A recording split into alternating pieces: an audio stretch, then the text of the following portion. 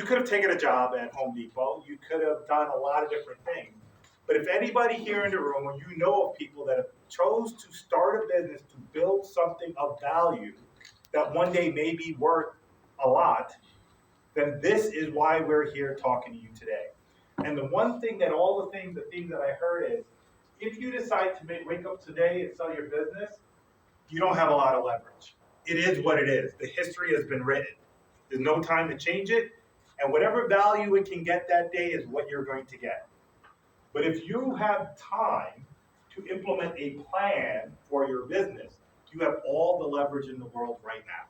There are things you can do from the tax standpoint, fixing your bookkeeping, your accounting, leveraging a CFO, doing acquisitions to grow your business. You can do that now if you change the destination to where you want to be. So that's the journey we're going to take you on. We're going to do it in a fun way today. Down button. Yep.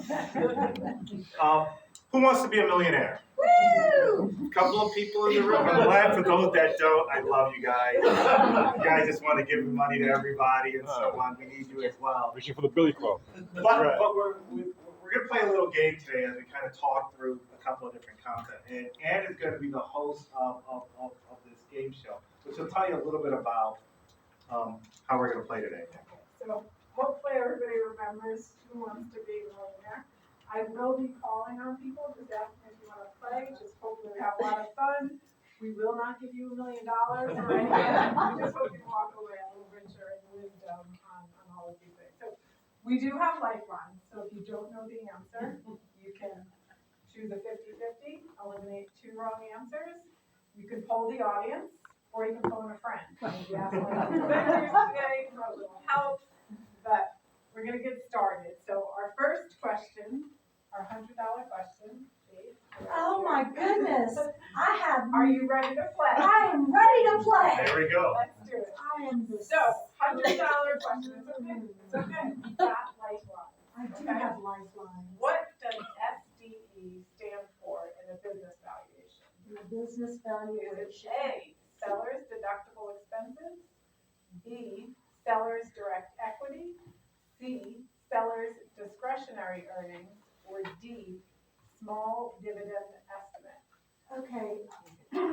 They all say SDE. So. That was smart. I'm going to. I get the lifeline on a $100 question. That's fine. That is a. You want to phone a friend? I don't want to. Oh no, I've already. You can eliminate 2 wrong Let's answers. eliminate 2. Okay, we're gonna Eliminate the 2 that are closest to what it actually is. Okay, so I'm gonna eliminate D, small dividend estimate. It is not a small dividend estimate. And I'm also gonna eliminate B, seller's direct equity. See, now those were the 2 that I was. There we go. Good use of a lifeline. You're left with A, seller's deductible expenses, or C, seller's discretionary earnings? C, final answer? Yes. Final answer. Let's see. You are correct. Well done. So let's talk about seller discretionary earning SDA and what it is. You heard the term EBITDA earlier before, and that is a metric used to determine the cash flow of your business. Now let me tell you, we heard the term cash is king. There are a lot of different metrics to measure the success of your business. You've heard of profit and gross margin and gross revenue and all of these others.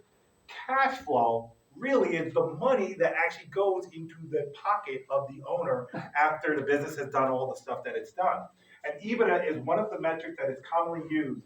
The net income, which you would find on your tax return at that bottom line, that's what you're paying taxes on, minus interest, taxes, depreciation, and amortization. The reason for that is the next owner of your business may have different taxes than you, may not have an interest or debt on there. Depreciation and amortization are non-cash expenses that our beautiful tax code allows you to take deductions on, but it's not actually, you don't pay deduction out to anybody. It's just a representation of a deduction you can get from a tax standpoint that gets you to a cash flow number. But that's not the number we use for businesses that are smaller, less than $2 million.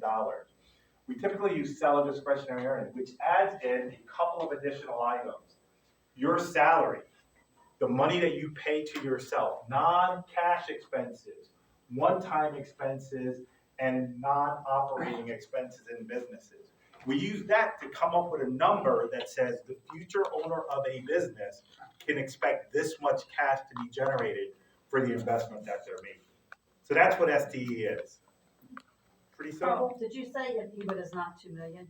If it's under EBITDA 2 is million. under $2 million in EBITDA, you tend to use SDE because it shows all of the benefits that a new owner will get.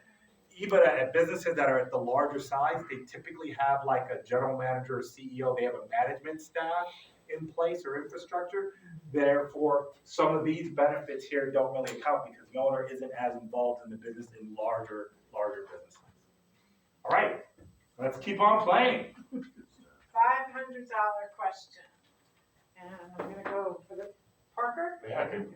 Okay, for $500, what is one of the most important documents used to determine a business value?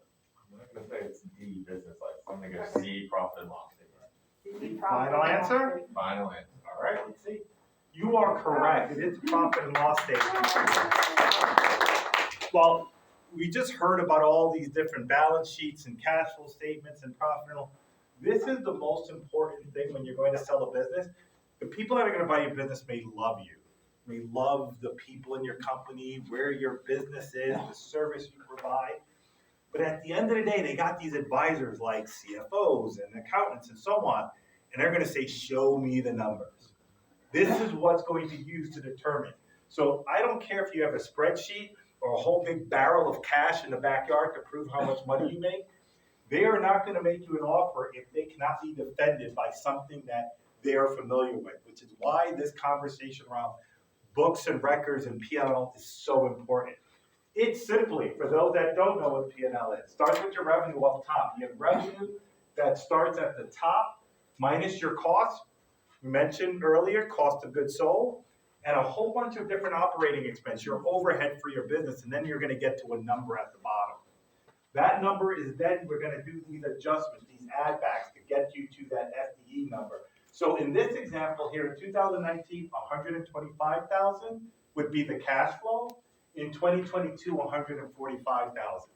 How many people think that's the amount that somebody would pay for their business? Anyone? No. Why not? Because they're gonna get it for future years. It's going to get it for future year. That's just 1 year's worth of cash flow. So we'll get to the other part of the equation to come to valuation in a moment. Let's keep playing. Oh, first, before I do that, this FD valuation, the second component of the equation is a multiple. We take that cash flow and we multiply it by a multiple for similar type businesses. What are businesses sell for? If you ever sold a house, don't the real estate agent come look at your house and what did the house next door do? They have one more bedroom, they make adjustment.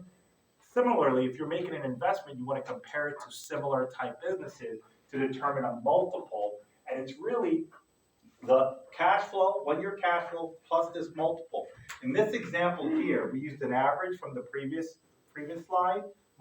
So this business would be selling for about a little bit under $350,000. Just an example. It's that easy for you to calculate what your business is worth. If you could determine the cash flow and you can figure out what the right multiple is for your business, you can get a rough idea of the value for your business. $1,000 question. Ruth. Are you ready to play? Okay. Okay. A business that cannot run without the owner is likely to have what effect on the valuation, the value of the business? Do you think it's A, going to increase the value? B, decrease the value? C, no effect? Or D, make it tax exempt? You do have two lifelines. You can phone a friend or hold the audience. I want to poll the audience. All right. Okay, so how many people, raise your hand if you think it's A, increase the value? It's fun to interact with. Business got one. cannot run without the owner. Okay, we got one person that had, how many said will decrease value? Yes. Wow. Yeah. That's what I've done too. I'm pretty sure that B, so are you gonna go with B? I just want to Yes. communicate. Final Final answer, do you wanna go with B or? you- Yes, Okay. that's what I've done. Go That's with what B? we've done. All right, let's take a look. You are correct. You got it. Well done, lady. We are correct. Get the group The involved. question is why? The cash flow is the cash flow. The good thing is it's simple math to determine what that is. But if you want to say what makes a business a higher multiple or a lower multiple, it's about the transferability of that business. So in some cases, if you have a business that relies completely on the owner, and I'll give you an example, a lot of doctors' offices, the doctor sees the patients and generates all the income. You take that doctor out of the office, you need another doctor to come back in to be able to see patients. So the value of that business could be lower because it's so dependent on one person. But what if that doctor hired in other doctors to work, and the doctors all playing golf and traveling the world all the time? That business would have a higher multiple because the business can be transferred over to someone else and continue to run and generate the cash flow. So one of the books I recommend, if you haven't heard of the book, The E-Myth, it is a great book to change the way you think about your business. Think of your business as a black box that generates cash. And what if you can magically, not magically because you got to do some work, put in things like improve efficiency, scalability, system, hiring the right people, building in a leadership team, generating a sales system that generates consistent new customers and sales. If you could build all of this into that magic black box that generates cash, your multiple, which on one end of the spectrum could be as low as 1 or 2 times cash flow, can start getting up into the higher numbers, 3, 4, 5 times cash flow. That's how you can really leverage and be able to increase the value of a business. Okay, let's move on. $10,000 question. Well, can I ask a question? Sure. Because we see this all the time. Documenting your processes is really, really important for sales. Absolutely. Part of developing your system is documenting it and making sure people are following the system. A documented system that no one follows, the new owner's got to figure out why isn't anyone following the system. They've got to do the work. They're going to give you less money for your business. Dennis, Yes. you ready to play? Yes, I am. Okay. For $10,000, one lifeline remaining, okay? Sorry. Which of these businesses would likely command a higher valuation multiple? A, one with reoccurring revenue and trained staff. B, one with flat sales and a single major customer. C, one with messy books and undocumented cash sales, so all cash business. D, one that relies mostly on undocumented cash sales. You got this. I think I'm good on this one. Good? I'm gonna go for A for that one. Yeah. All right, final answer? Yes. Final answer? All right. Very good. Okay. Very good. Now, if you think about it, when you're trying to think about businesses, you hear about these businesses that sell for higher multiples. I want to correct one misnomer out there. If you go on the internet and they say, what's the value of a business, Google, ChatGPT, you might get some information that says, well, it sells for 2 times revenue, gross revenue, or 3 times gross revenue. That is wrong. Period. Clear. Is it an estimate? Some industries and businesses may sell at a multiple, right? But it is like a guess. At the end of the day, no one is going to fund or give you money for your business unless you can produce that revenue produces into cash flow. So when you want to get an idea of what is the range of multiples you can expect for your business, I'm going to tell you the answer.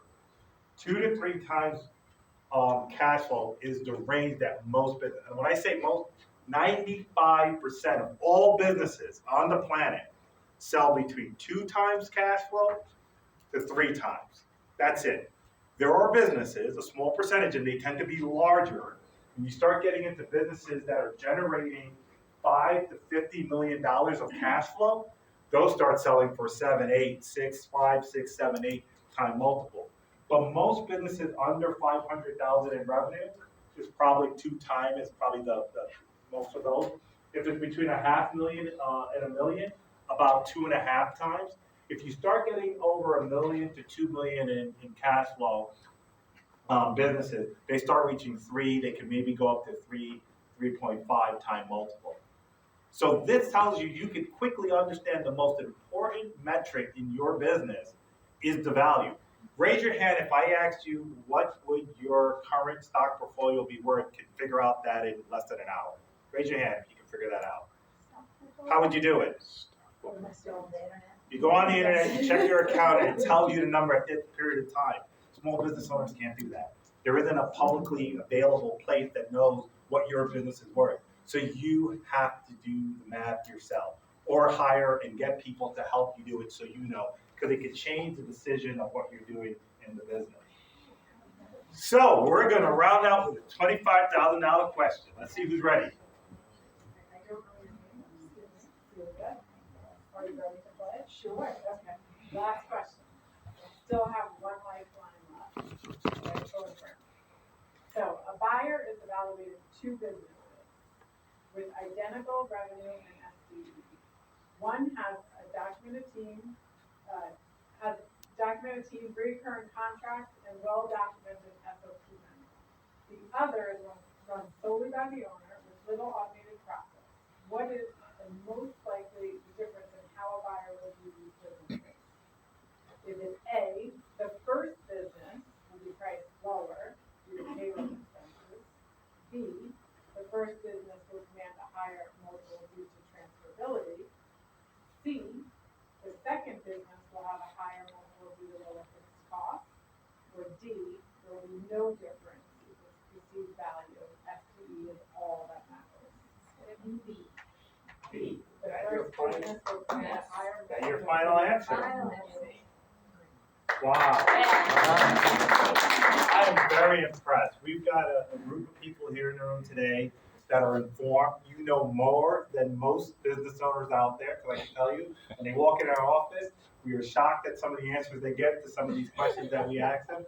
But what I want you to take away from this is there are things you can do now if you make a decision that you want to maximize the value of your business. So I'm going to give you a way to think about it.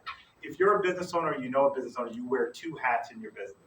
The first, you're an employee of your business. You put on your employee hat, and you go in every day and you work, and you're trying to make as much money as you can, and probably you don't want to work too hard, or maybe you don't want to make it too difficult, you don't want to take too much risk. That's how an employee would think about the business. But your other hat is you're a shareholder of the business. You are an investor. When your investor self talks to your employer self, you're going to say, I want you to maximize shareholder value. What does that mean? Build systems, document processes, grow the business, develop a sales system, maximize cash flow, fix your books and records. Do the things that as a board member of your corporation, you would tell your employee self to do. When you make that decision, that's the time to start engaging with some of the folks in the room today or folks like that and challenge your advisors to do more for you. You want to be a millionaire when you're done. Tell me today what I need to do to get there. And it has to start with, I got to know what my number is today and what does my number need to be in the future for me to become successful in my exit. Woo, mic drop.